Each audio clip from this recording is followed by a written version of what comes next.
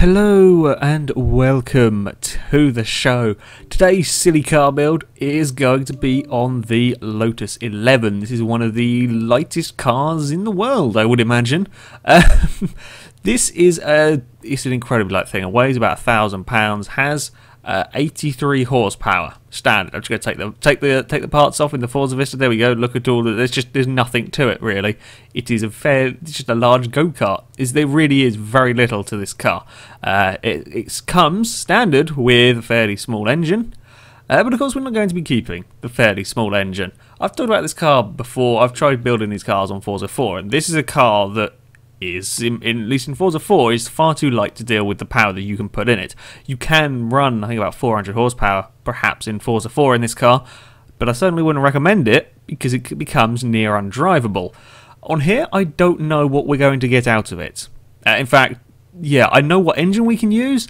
I don't know what we're going to end up with, though. I know that this car is going to be more powerful than it was, and Forza 5 is less grippy. The reason I know this is I had a quick look at the engine swaps, and guess what engine we can put in it? A 3-litre V8 racing engine, 475 horsepower standard. Now, that is in a car that weighs 1,000 pounds. That's ridiculous. Quite frankly, that is too much power. But we're going to go with it anyway. We can... Do we still have options for an aspiration? Oh, we can put twin S. Yes, we want 622 horsepower. This is going to be a really big crash. If this can handle the power, I will be amazed. Oh, we can get lots of power out of this car. I can see this. I think I might create a monster here. 700 horsepower in a car weighing 1,000 pounds. I'm not good at maths, but I'm sure somebody can figure out that power to weight ratio when we're done with this. It's going to be huge. Oh dear. This is in a game that there isn't very much grip on. Okay, there is not a huge amount of grip on this game. This is a very, very small car, very short car. Just generally short, not particularly wide. Stability could well be a problem on this. We're going to want the brakes. Most definitely. We want brakes, we definitely want all of these, stop all of the roll. With these parts, we have pushed the weight up slightly. Oh, now we're dropping it again. When we put the roll cage in, we will be pushing the weight up fractionally. You know, we're talking 100 pounds, that's it. In fact, the roll cage only adds 16 pounds to this car. Oh god, I'm genuinely terrified of this vehicle. Like, I've built plenty of silly cars, and as crazy as the Alpha 33 was we had last time, it is nothing to what I am expecting this to be. It could be rubbish. This could be the most controllable, stupidly overpowered vehicle I've ever driven. I doubt it, but it could be. I could have been saying all of this, and this will turn out to be fine. We got it back under 1,100 pounds. Yeah, I think we're going to want a diff. I don't think a normal differential, the normal car's diff, is going to cut it really with this amount of power. Yeah, we're going to want these for sure. We're definitely going to want racing tyres on this monstrosity. Just looking at the handling statistic there, you know, it's still I've got racing tyres on, it's at 4.9. That's not filling me with confidence. I don't really follow the actual numbers particularly. It doesn't really mean very much to me. On the most part, they're sort of a rough guideline. I've had cars with low handling scores that drive better. I pay little attention to them. But when they're that low and everything else is quite high, that's when I'm sort of, yeah, I'm not so sure. That's when you start wondering, you know, there might be something a bit wonky with this car. Oh, look at that. That is the most effective. Gee, that is that makes such a difference to the PI. I've never seen aero make such a huge difference to the PI of a car. Yeah, sure. Normally it will drop it by sort of 1 PI because it lowers the top speed a little bit. Never seen it make up that much difference on the handling front. Okay, we've got a top speed of 251 miles an hour. 252 near enough. Holy crap. This is going to be a quick car. Yeah. Well, that's the Lotus. Okay, we're looking at a 250 mile an hour Lotus 11 that weighs 1,119 pounds. Only got 447 torques at 775 horsepower. Actually not quite as quick as I thought it might be. You know, I thought that might be a little bit quicker. Gear ratios could be wonky. I don't know. Yeah, I have no idea. So, as is now going to be how the silly car builds work, I'm now going to take this vehicle for a test drive around the Road America West alternate. Yes, I remembered it correctly. Woohoo! I took a Koenigsegg Agera around last time. It set a lap time of 1:26.456. I'm now going to see if the crazy Lotus can lap as quickly. I have 4 laps in which to set the lap time for the Lotus. I'm not sure I'm going to get a clean lap out of the Lotus. I'm just going to say that now, okay? I'll have it on record here and now. I don't know if I'll be able to drive this car. Like, this thing is going to be absolutely nuts. So let's see what happens. Let's give it a go. The gear ratios are not as silly as the Alfa Romeos, which is all good. All right. Whoa! Oh. I was a bit cautious. Okay, that is savage. You just you get just a tiny bit too much power down, and the back of the car is round. It is wheel spinning, definitely in 4th. How are we doing through here? What was the Agera doing? The Agera is like 180. This would be that fast. Ooh, no brakes. We don't stop at all. We did definitely have race brakes. Yeah, because that doesn't stop. Not as well as I thought it would for a car that weighs absolutely nothing. Yeah, okay. Careful. Easy on the throttle. I don't think this will like the bumps somehow. I just get a suspicion that this cambered road, caught it in time. Yeah, this won't like bumps. We're going to have to go over this way because this is just where the track goes, and then put some power down a little bit and braking up the hill. I think it's that corner. I was doing like 170. I was just getting carried away with where I thought the brakes could be. Jesus. Yeah, this has got some savage power. It just takes a tiny miscalculation on the power. It's 4th gear and it was spinning going over that sort of crest. This is, to be fair, it's actually not quite as uncontrollable as I feared it might be. It is still ridiculous.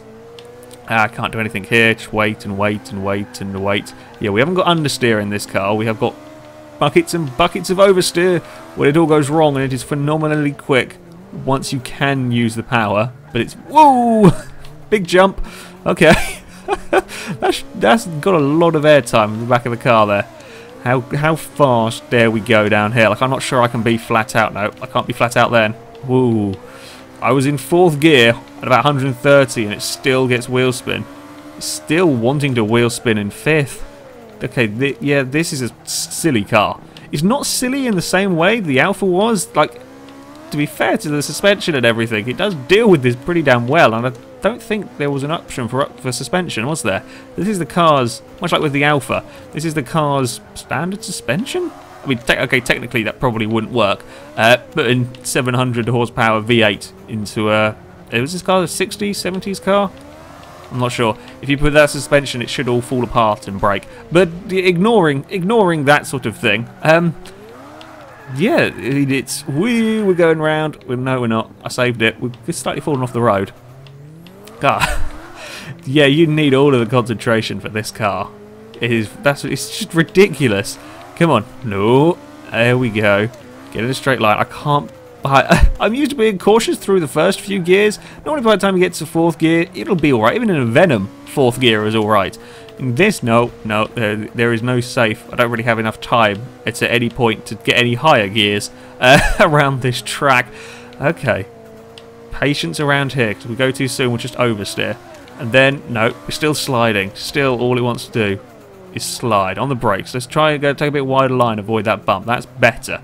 That's definitely better through there, avoiding that. We are quite a long way off the time. We're about 10 seconds, 11 seconds down on the time that we are after. 4th gear, we're still spinning the wheels. I'm going to have to back out of that. Put the power down again. 170. I don't know. It can go a hell of a lot faster. It just doesn't have the turning. I can't hold it flat through there. It's too much body roll in this car, and it's too slidey to hold it. We are 2 seconds up. on the previous lap. We need to be a lot more than 2 seconds up. Ooh, careful with the power again. Still, that's insane. It's just, all it wants to do is spin its wheels. It doesn't have the grip. Up here, can we get it stopped in time? Just, and again, feed the power in, gentle. No, still spinning. Come on, car. We can do this. A little bit bumpy through there. It's not too bad. The back end just constantly, all it wants to do is step out and spin those wheels. Yeah, you fight this car the entire way around. We might, though, get close on the lap times. Just looking at the split times here and on the previous lap. Can we keep it? No, we're not keeping it neat. We are sideways there. And then acceleration. We are a second down. We need to find a second on this, our final run. Around here. No, we're not going to find it. It's gone round. Bugger. This is a stupid car. This really is genuinely terrifying. It handles better than I thought it might. I will give it that. Like the car on Forza 4 was just undrivable with 400 horsepower, even with sort of maximum tyre. Maybe you could have tuned it and eventually got it working, but it was a stupid contraption on there with 400. And this with getting on 800, I was expecting to be horrendously. I thought it would be useless. As it is, I mean, this is one of the harder cars I've had to drive. On Forza 5, I'll be honest, yeah, even a Venom has better power delivery than this. However, it's not. Yeah, things can go wrong pretty quickly. It's not as terrible. It's not as terrible as I thought it might be. It's not quite as uncontrollable. It just has such savage power delivery on here. It wants to dump all of the horsepower out the back instantly, and that makes it really hard to fight through some of the corners. Yeah, unfortunately we did not beat the Agera within 4 laps. We're about a second off. Yeah, this is just such a hard car to drive. Very easy to make a mistake. I think it's a very easy car, especially running simulation steering as I am here. Very easy to sort of, I don't know how you describe it. Once you get it out of shape, trying to catch the car again, very easy to have it flick around on itself. It's something that Forza does, and this is a car that is very, very tricky to deal with that. So we failed to beat the Agera. However, I do want to check out that top speed. I do want to see if it can really do 252 miles an hour. So we're going to go to Le Mans. Yeah, we'll take it there. I'll try not to crash on the first couple of I don't like Le Mans. It's not a track that I enjoy driving. But it has a very long straight. So we'll give the Lotus a run. I don't know how reliable the benchmark thing is. There it is. We tested it on Forza 4. Unfortunately, I would test stuff on here, but you can't get telemetry up in the replays. Like we tested the 0 to 60 times and stuff in Forza 4. We can't bring up the telemetry and replays on 5, which is great. So yeah, there's always a little bit of difference between the sort of the estimated times and what the car will actually do. So top speed wise, who knows? And we have had Lotus 11s very quick. Again, I'm basing this on Forza 4 because I just know that car from there. We had the low horsepower speed run. I'm pretty sure the Lotus 11 won that. Very aerodynamical car, as you can imagine from looking at it. My TV has gone off again. Don't crash. Okay, thank you. Yeah, very aerodynamical car, which is good for speed runs. So it is quite possible that this thing can do 250. The mirror in the middle, can we remove that? Just reduce a little bit of drag on on that one. Might be helpful. Oh dear. Yeah, this car is still a scary car to drive, this one. If you have this DLC, I recommend you stick the V8 in it. Have a go with this, as it is it's a stupid thing. But we're going to see. Ooh, we're going to be careful. No point in crashing before we get there. Okay, don't need to look silly on video. And then, careful through here. Alright, here we go. Running on to the straight. A little bit bumpy. There we go. Let's see what you can do. Will you stop wheel spinning? No. You're wheel spinning just so I want to go into 5th. Holy crap. Okay, yeah, this is fast. Woo, that's very, very quick. Yeah, Bloody hell, this is fast. We're at 230, 240. Yeah, I believe it. Can we get the 250? Come on, Lotus. I can't really do very much with the steering. 249. Come on, I want 250 out of you. There we go. It just flashed 250. Come on. Come on. We can hold it at 250. I know the straight... There we go. 250 miles an hour in a £1,000 Lotus 11. We're not turning for that. Oh, we're going to have a really big crash unless I can control it. Well, we had a bit of a bump. I got away from a really big crash and just had a minor crash. Whew. Yeah, that's fast. That's stupendously fast accelerating to hit that speed as quickly as it did. Yeah, that might even go faster with longer gears. Sorry, I've got to try if this will go faster with longer gears. We're in test drive, right? Let's have a look, because I mean that ran out of gears just at the end. It might have a little bit more in it. Now I'm building a speed run. Why am I doing? I don't know. I don't normally build speed run cars. What do we reckon on that? 251. If we go any longer, are we still going to be reckoning 251? 249. Well, we'll just give it a try with a little bit longer gears. We'll see if it makes any difference. I think it could get a little bit more out of it. I mean, it's right at the top of the rev range, so maybe it can do, but I don't know. How fast it picks up speed. I mean, I don't know if this is on par with a Venom, but I really wouldn't be surprised if it was. How quickly that got to sort of 220. That's insane. Like, this is a crazy thing. A four-wheel drive one of this could be phenomenal for drag racing. I really think it could. Because with this, I mean, okay, sure, it's going to be heavier if you make it four-wheel drive, but it's at 200 miles an hour before we've even got to the corner. We're probably not going to make that corner if we're at 200 already. Oh, we've got understeer at this high speed. The front of the car's lifting up. Oh dear. Don't hit curves. I'm pretty sure the front is in the air there. The suspension is not designed for this. Might need some tweaking if you were to use it as a speed run car. Yeah, I think it just sort of starts running out of power once it gets up to the 250 mark. So yeah, the 250. Yeah, we're not accelerating anymore particularly. Ooh, yeah, this thing picks up speed ridiculous, and it wheelies its way down the straight at 250. Well, that's not really surprising. The suspension this was an 80 horsepower car. It wasn't designed to be doing 200. Oh yeah, we can't turn. I turned the steering and it just nope. We're going to put the front of the car in the air. Well, there we go. That is the Lotus 11 with far too much horsepower. And that's stupidly fast accelerating. This thing is an absolute monster. And I like it. I really do quite like this. This is a crazy contraption, which is what this series is, is all about.